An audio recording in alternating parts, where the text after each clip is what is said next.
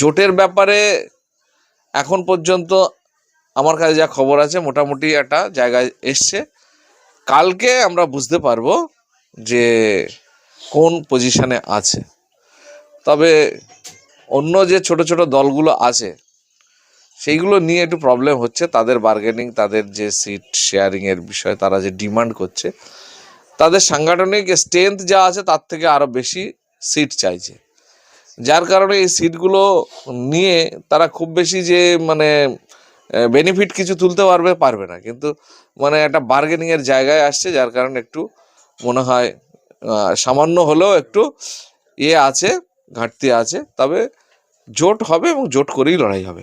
আপনার কথা থেকে পরিষ্কার হচ্ছে যে বাম আইএসএফ ছাড়াও আর বেশ কিছু দলের সাথে জোট হচ্ছে, যেমন তাদের নাম যেমন এবারে লিবারেশন যুক্ত হচ্ছে, আপনার আজাদ সমাজ পার্টি আছে, এরকম কিছু কিছু যারা আছে আমাদের সঙ্গে।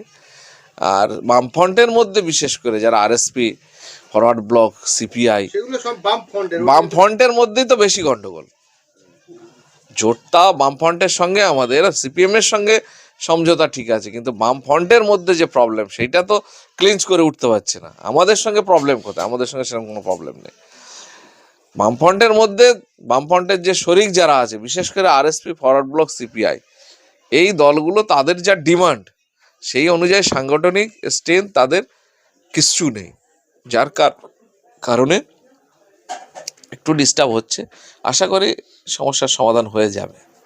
সমঝোতাটা কবে ফাইনাল হবে বলে আশা? এটা আমি এক্ষুনি মানে ফাইনাল হয়তো দেখা যাচ্ছে দুদিনের মধ্যে হতে পারে, আবার 4 দিনও হতে পারে, তবে খুব বেশি দেরি হবে না। নির্বাচন কমিশন যে প্রক্রিয়া চলছে যখন তখন করে দিতে পারে, কিন্তু এখনো প্রক্রিয়া গোটাতে পারেনি। ওনাদের যে ভোটার লিস্টের যে কাজ চলছে সেই কাজ এখনো গুটিয়ে উঠতে পারেনি, তো সেটা ওনাদের ব্যাপার। কিন্তু আমাদের সাংগঠনিকভাবে আমরা মোটামুটি তৈরি। আর সাংগঠনিক কাজ যেখানে যা টুকটাক মানে এখনও খামতি আছে সেগুলো চলছে কন্টিনিউয়াসলি। আমি আজকে যেমন সারাদিনই কুলপি বিধানসভাতে ছিলাম, আমার যা দায়িত্ব সেখানে যে কাজ সেই কাজ আমরা করছিলাম। এবং আমরা দেখছি সূত্রবল খবর পেলাম যে বাম এনারা আইএসএফকে 31টা আসন ছাড়তে চায়, যে এটা কতটা সত্যি? এইটা আমাদের কাছে এখনো পর্যন্ত ক্লিয়ার নয়। তবে ওরা কোন মারফতে বামফ্রন্টের কাছ থেকে খবর পেয়েছে কি কাদের কাছ থেকে খবর পেয়েছে সেটা আমরা ঠিক এই মুহূর্তে জানি না। বিশেষ আমার কাছে কোনো সোর্স নেই। আমি আপনারা যেরকম দেখছেন আমি ওরকমই দেখেছি, যার কারণে আমাদের এই বিষয়ে আলোচনা যতক্ষণ না হচ্ছে, পার্টির মানে রাজ্য কমিটির মিটিং যতক্ষণ না হচ্ছে, ততক্ষণ আমি আপনাদেরকে এই বিষয়ে ক্লিয়ার বলতে পারবো না যে কোন সিদ্ধান্তে উপনীত হয়েছে এই মুহূর্তে। আপনি রাজ্য কমিটির একজন গুরুত্বপূর্ণ সদস্য, সেই হিসেবে আগের বারে আপনারা 38টা সিটে লড়াই করেছিলেন। একদম শেষ পর্বে এসে জোটটা হয়েছিল, ভালো মতো প্রার্থীও ঠিক করতে পারেনি। আপনারা বলেছিলেন যে জোটের স্বার্থে আমরা কম সিট নিয়েও লড়াই করতে প্রস্তুত, কিন্তু তার তো একটা লজিক থাকতে হবে, একটা যুক্তি থাকতে হবে। আপনার দেখা যাচ্ছে আপনি 2টো সিটে লড়াই করার মতো আপনার ক্ষমতা আছে, আপনি বলছেন আমার 15টা দিতে হবে।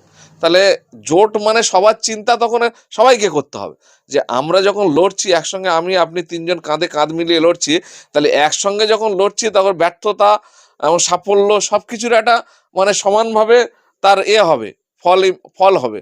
তো সেই জায়গায় দাঁড়িয়ে এমন কিছু না করা উচিত যে আমার সাধ্যের বাইরে গিয়ে আমি অতিরিক্ত চাপ নিয়ে আমি সেখানে হয়তো প্রার্থী দিতে পারবো না, কিন্তু আমার ভাগে নিয়ে বসে আছি। এইগুলো করাটা ঠিক নয় আমার যা মনে হয়। এবং আমাদের নেক্সট রাজ্য কমিটির মিটিং আছে, সেখানে কতটা কি হচ্ছে না হচ্ছে হলে বুঝতে পারবো। ইতিমধ্যেই কালকে আমরা কাইজারের একটা সাক্ষাৎকার নিই, সেই জায়গায় কাইজার প্রকাশ করেছেন যে তৃণমূল কংগ্রেস শওকত মোল্লাকে প্রস্তাব দিয়েছে যে ভাঙড় থেকে দাঁড়ানোর জন্য। শওকত মোল্লা যদি ভাঙড়ে প্রার্থী হয় আপনাদের কতটা সুবিধা হবে না অসুবিধা হবে? দেখেন, ভাঙড়ে যেই প্রার্থী হোক আমাদের মানে কোনো সমস্যা নেই। আমাদের যে বিরোধী হোক তার বিরুদ্ধে আমাকে লড়তে হবে, এবং আমরা সেরকমভাবেই প্রস্তুতি অলরেডি নিয়ে ফেলেছি। এবং ভাঙড়ের প্রত্যেকটা কর্মী সমর্থক, আমাদের যারা ভাইজান প্রেমী এবং আইএসএফ প্রেমী মানুষ যারা, তারা মনে মনে প্রস্তুতি নিয়ে নিয়েছে। ও সামনে সোনার বাটি বসিয়ে দিলেও সেদিকে যাবে না, আইএসএফ ভাঙড়ে জিতবে, সেই মানসিকতা নিয়েই আমরা ভাঙড়ে প্রস্তুত। সুতরাং এখানে শওকত মোল্লা দাঁড়াবে কি, তাছাড়া ওদের আরও বড় লিডার দাঁড়াবে, তাতে আমাদের কি ব্যাপার, সেটা তাদের পার্সোনাল ব্যাপার, তাদের পার্টির অভ্যন্তরীণ ব্যাপার।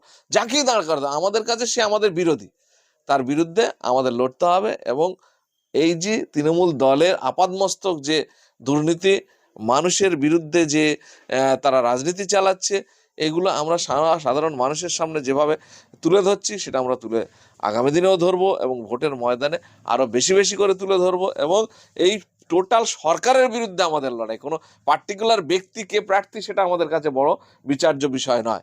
আমাদের কাছে বিষয় হলো এই সরকারটা যে অনৈতিক কার্যকলাপ করছে, যে মানে সমাজটাকে কলুষিত করে দিচ্ছে এবং সমাজের মানে লাইনটাকে পুরো ডাইভার্ট করে দিচ্ছে এবং সাধারণ মানুষের স্বাভাবিকভাবে বেঁচে থাকার যে পরিসর সেটাকে সংকীর্ণ করে দিচ্ছে, এইটার বিরুদ্ধে আমাদের লড়াই। আপনি আজকে কোন সমীকরণে বলছেন আমি জানি না ভাঙড়ের, কিন্তু আমার কাছে যে সমীকরণ রয়েছে সেই সমীকরণ হচ্ছে 2021 সালে বিধানসভায় আপনারা জিতেছিলেন, কিন্তু তারপরে যে কটা নির্বাচন হয়েছে, পঞ্চায়েত নির্বাচনে 23-এ আপনারা হেরেছেন, 2024-এর লোকসভা ভোটে কেন্দ্র এবং রাজ্য পুলিশ দিয়ে ভোট হয়েছে, আপনারা 40,000 ভোটে হেরেছেন। এইবারে 2026-এ মানে বিধানসভা ভোট, সেখানে নওশাদ সিদ্দিকী দাঁড়াবে আর টিএমসির যেই দাঁড়াক, শওকত মোল্লা দাঁড়াক বা অন্য কেউ দাঁড়াক, তাহলে এই কেন্দ্র পুলিশ এবং রাজ্য পুলিশ দিয়ে ভোট হবে। এই পুলিশ তো লন্ডন বা আমেরিকা থেকে আসবে না। তাহলে এই যে দুটো সমীকরণ, দুই জায়গায় আপনারা হেরেছেন 24-এ এবং 23-এ, তারপরেও আপনারা জিতবে বলছেন কিভাবে? ভারত কতবার হেরে তারপরে মানে ক্রিকেটে ওয়ার্ল্ড কাপ পেয়েছিল, মনে আছে? পরপর সবগুলোতে তো জেতেনি। তাহলে আমরা হেরে যাচ্ছি বলে সামনের খেলাটায় ফের হেরে যাবো, আপনি কি করে ভাবলেন? আর প্রত্যেকটা ভোটের একটা আলাদা থাকে, অঙ্ক থাকে, আলাদা পার্সপেক্টিভ থাকে, আলাদা তার ব্যাকগ্রাউন্ড থাকে। সেই কারণে সব ভোটকে একসঙ্গে মিশিয়ে ফেললে হবে না।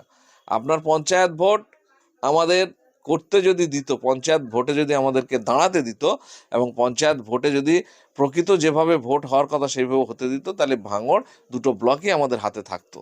আমরা যতটুকুনি সুযোগ পেয়েছি নমিনেশন দেওয়ার, তাতে আমরা যে কটা নমিনেশন দিই সে কটাতেই জিতেছি। সুতরাং জোর করে গুন্ডা বাহিনী এনে মার্ডার করে, খুন করে, বলপ্রয়োগ করে, জবরদস্তি নমিনেশন ওয়াকওভার করিয়ে জেতা, এটাকে জেতা বলে নাকি? সেই প্রয়োগ তো বিধানসভাতেও করবে আপনারা সামনে। সেটা আমরা প্রস্তুত হচ্ছি সেইভাবে। আমরা না প্রস্তুত হলে আমরা সাবধান হতাম, আমরা কৌশলে রাজনীতিটা ঠিকঠাক ভাবে করতাম, কাউকে মরতে দিতাম না। আমাদের ছেলেরা সেইভাবে প্রস্তুত ছিল না বলে আমাদের ছেলেরা মার্ডার হয়েছে। আর শত্রু তারা মার্ডার করেই ক্ষমতায় আসবে, সেই কারণেই তারা এইভাবে ভাঙড়ের বুকে পঞ্চায়েত নির্বাচনটা একেবারে প্রশাসনিক ব্যর্থতা এবং তৃণমূল দলের সরাসরি গুন্ডামি, সরাসরি সমাজ বিরোধীদের মানে ব্যবহার করে লুট করার কাজ করেছে বলে পঞ্চায়েতটা ওরা দেখাচ্ছে হার হয়েছে। কিন্তু যতগুলো কেস ঝুলছে এখনো প্রার্থী নিয়ে, সেই কেসগুলো যদি ঠিকঠাকভাবে মানে হয়, বিচার হয়, তাহলে পঞ্চায়েত সমিতি এখনো বলবো যেগুলো ওরা জিতেছে সেগুলোতে থাকবে না।